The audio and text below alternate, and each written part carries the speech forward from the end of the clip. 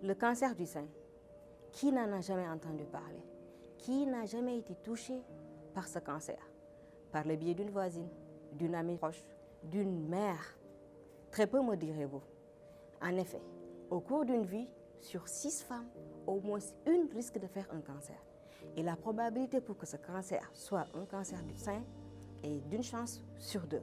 Tandis qu'ailleurs, le cancer du sein n'arrive qu'en 5e position sur la mortalité due au cancer, en Afrique subsaharienne, le risque de faire un cancer et d'en mourir sont équivalents. Et pourtant, mesdames, ceci n'est pas irréversible. Le pouvoir, je vous l'assure, reste entre nos mains. Encore aujourd'hui, on ne connaît pas les causes du cancer. On parle plutôt de facteurs de risque.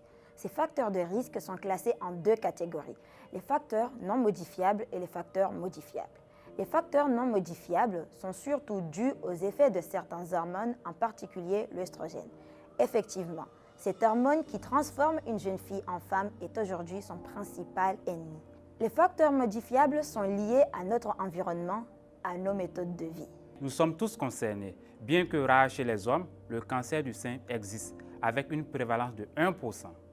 9 cas sur 10. Et oui, le cancer du sein peut guérir dans 90% des cas, et cela grâce à un dépistage précoce et un traitement adéquat. Aujourd'hui, plusieurs méthodes de dépistage sont disponibles, et les plus accessibles sont l'autopalpation réalisée par la femme elle-même, également la mammographie, une sorte de radiographie du sein réalisée à partir de 50 ans. La règle d'or, toute anomalie, soit un écoulement, une bosse, une douleur au niveau du sein, doit faire l'objet d'une consultation médicale.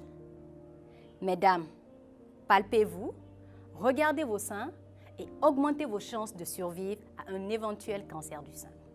Aujourd'hui, malgré les avancées technologiques et du domaine médical, les cancers de manière générale et le cancer du sein en particulier vaut un lourd tribut portant sur le plan économique et social à nos pays. Et pourtant, il reste une maladie guérissable si dépistée suffisamment tôt et si on croit que la guérison du corps doit s'accompagner d'une guérison d'esprit.